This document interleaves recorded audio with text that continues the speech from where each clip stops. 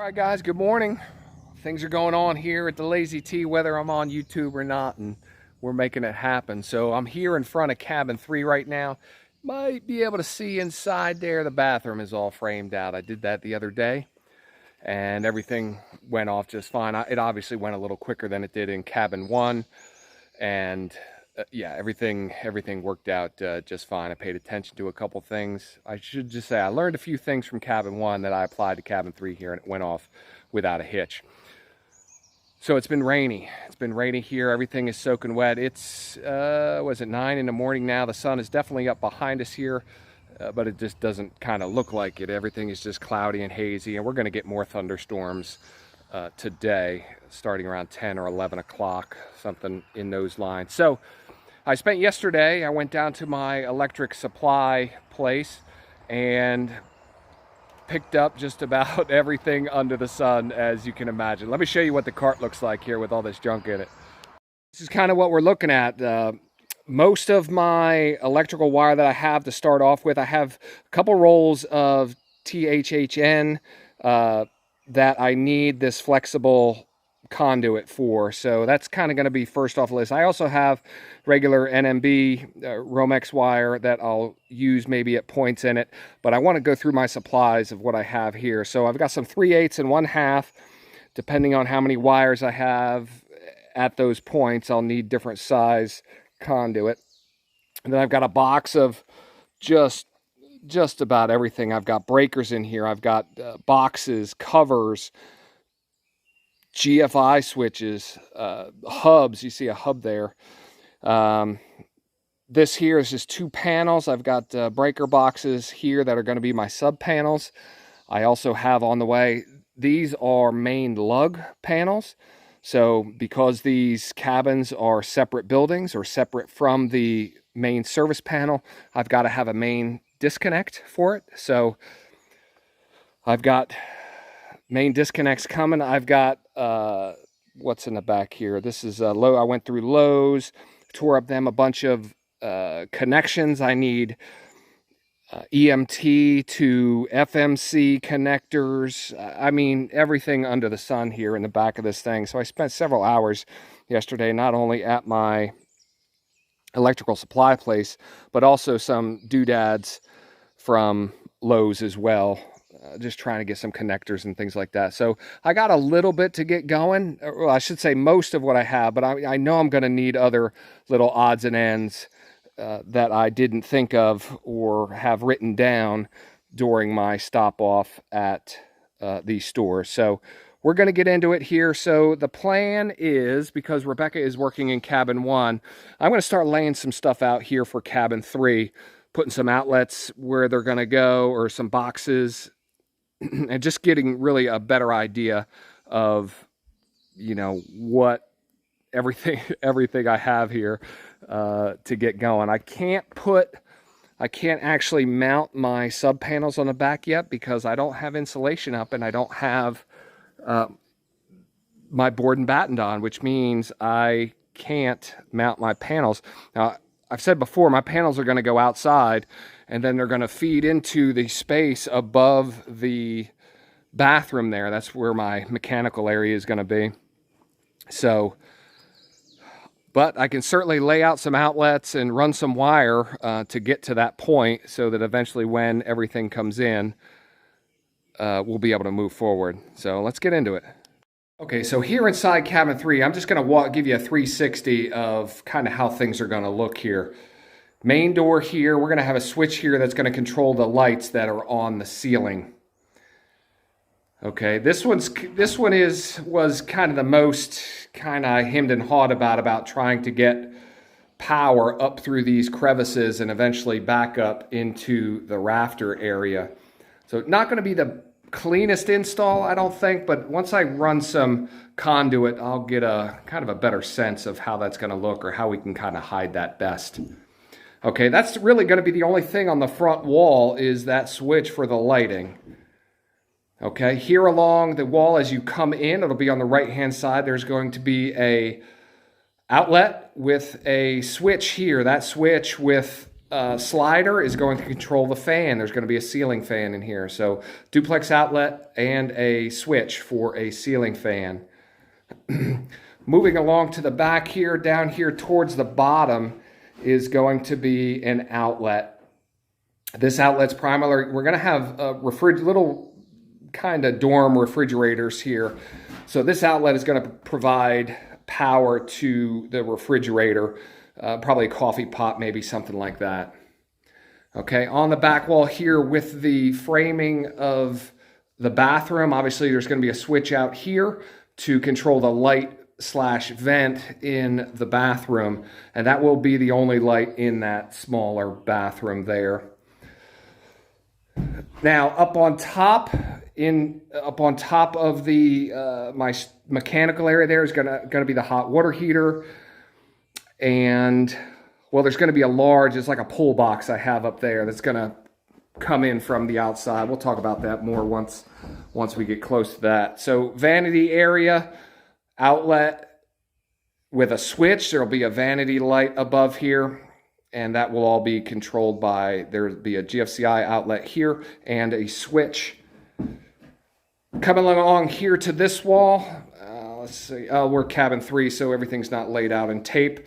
But the bed is going to go here kind of centered on this post. We're going to build like a headboard area. And then off of each side of the bed from the ceiling, there's going to be a outlet. Okay, these outlets are going to be above the rail here. So we're not going to have to drill a hole to come down through the rail. I've got 48 inches. I can have an outlet up to 48 inches. I think it's like 18 to 48 inches. Somewhere in there is fine. So when these outlets come down from the ceiling, okay, they're going to terminate in a handy box here with EMT running straight up. And we're going to put holes in these beams, relatively centered, and it's going to come up on this side of these freeze blocks that are up there. Okay, at which point it will transition from EMT, which is a metal conduit if you're not familiar. So metal conduit up past there will have a connector, and that will run either flexible metal conduit, FMC, up into the rafters and up into my, I guess, really a raceway along the ridge board that'll go back to that main pull box. So it's either going to be NMB cable or FMC conduit with THHN wire inside it. So I realize that's some electrical jargon and stuff. I'm trying to do my best to use terminology, especially when I'm talking to the guys at the electrical supply place. They seem to understand better than me not standing there at the counter going, it's a thingy, it's got like a thing, it can go from this bendy stuff, you know, so you try and spin yourself up as best you can. So yeah, so that's really it. I got 3 or 4 outlets within each cabin, and then a couple switches. So we're keeping it pretty simple. The sub panels I have that are going on the back wall are, there's 8 slots, 16 circuits. So I've got some tandem breakers, and I got some double pole breakers for the hot water heater, as well as the air conditioning unit. Of course, I'll have an AC disconnect outside and all that other stuff. So we'll get into all this, but right now that's kind of the gist of where things are at with outlet switch, outlet, you know, everything around the cabin. So yeah, let me start laying some stuff out. We'll see how it goes. Set you guys up on the tripod here trying to figure out how I'm gonna film this, and I walk by them every day, but I still have concrete in here. That is actually from, I want to say that's from my first cabin, cabin 1, what was left over.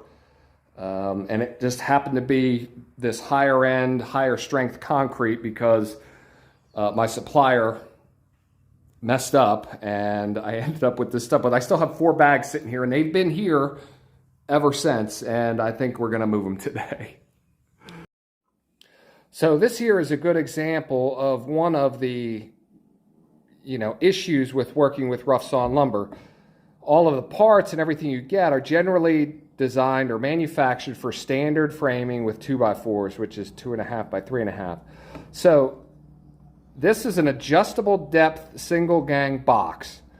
Okay, I need these here simply because the trim that's going to go around it on this part of the wall, this is for the window and the door. These are my 2x4s. These are actual 2x4s. So as this is designed and built, the clamps here on the back side are designed to go on the outside of the 2x4 and twist it to come in to help hold it in place. But as you can see, my boards are wider than a nominal 2x4.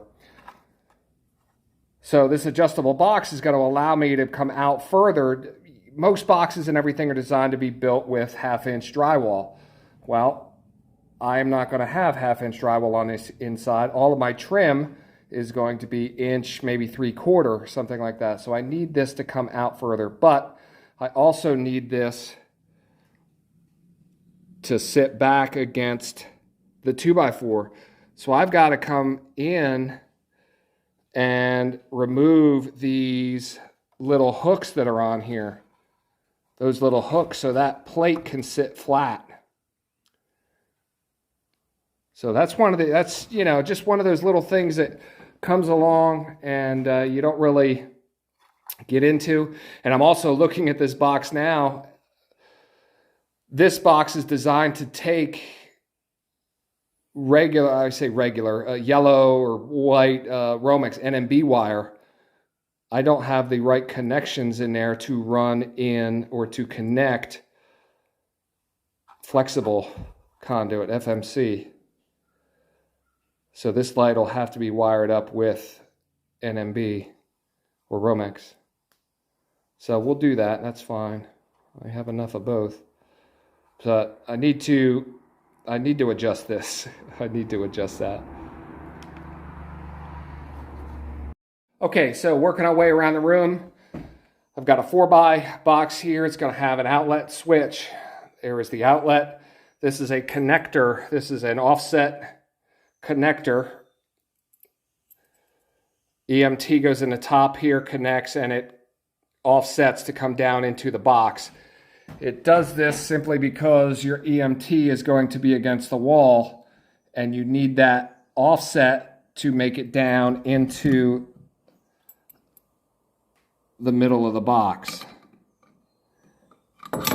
So eventually, once it's mounted and put together, it will sit there like that. I'm sorry, I can't get over there any further. It'll sit there like that. Okay, so this is the first section. This is in on the right. Like I said, outlet switch. The switch is going to control the fan, the ceiling fan. Back here, kind of this lower outlet, just a single outlet down there towards the bottom. Probably just going to be used to power our refrigerator if we put one in. But we won't designate it as that. We'll see. We'll see what that's going to be used for. Again, I have another box here that is adjustable depth. But again, as you can see, the 2x4 is wider than the connection. So again, we'll have to fix that. But this is for the light switch and vent inside the bathroom. Back here in the vanity area, we're going to have a GFCI outlet. And then there's going to be a switch. Switch is going to control the light that's above the vanity. Pretty simple connection here. Working over here on the right side of the bed, simple duplex outlet. Again, there's the outlet, offset nipple, or not a nipple, it's a connector. And then the box cover. And then same here for the left side of the bed as we're looking at it. So that's kind of how those lay out. I've got all the same pieces basically set aside for cabin 1. And well, here's my pile of connections that I have. We've got junction boxes over there, all sorts of connections.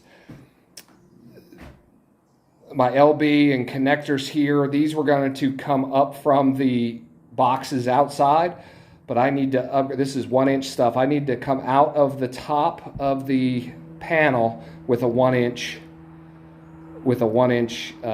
conduit. So that's going to be schedule 80 conduit coming out of the top of the boxes outside to an LB, and then into a pull box above the shower area. And yeah, so if you heard me talk before talking about a disconnect, this is a main lug load center, so there is no disconnect at the top. The reason I could backfeed this and use 2 of the breakers, 2 double pole breaker as a backfed main, but I'm actually using all of the spaces inside the box, so I can't do that. So I'm going to have a separate box, 100 amp breaker as a main disconnect. And then, yeah, there's not much left here inside the other box. Cuts a couple other bits and bobs, but 60 amp breaker for the hot water heater for cabin 1. I've already installed a neutral ground bar in the panel I just showed you. So this is for the second panel, and then just some extra boxes. So, yeah, that's how we're looking. Well, guys, that's probably going to do it for today. It's only 11:45 here in the morning, and let's see, I don't know if you can see this or hear it. No, not really. Rain is coming. It's right on the other hill, so I got to get packed up and, you know, get out of here. So I took some time, probably about an hour or so, walking around, making some notes and jotting down some other things I need for my electrical supply store. And I'm actually going to drive down there now. I'm going to take advantage of the kind of the junky weather and, you know, get down there and make sure I have everything I need. Still constantly doing research about how to do things when it comes to this stuff. So I'm doing my best. All right, guys, I got to run. We'll see y'all later.